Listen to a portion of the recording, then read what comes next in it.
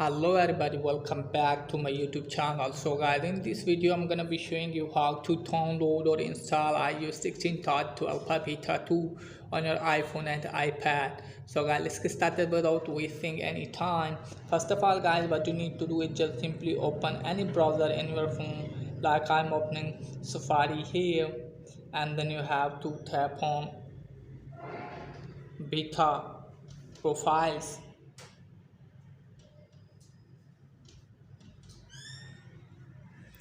Dot tab, and then you have to tap on first one,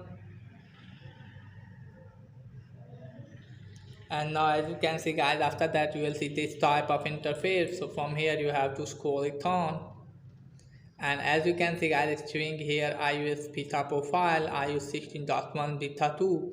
So you have to tap on install profile, and now you have to scroll it on, and as you can see guys, it's showing here install. So you have to tap on install again. Now tap on allow. Now close this one, and now what you need to do is just simply open settings.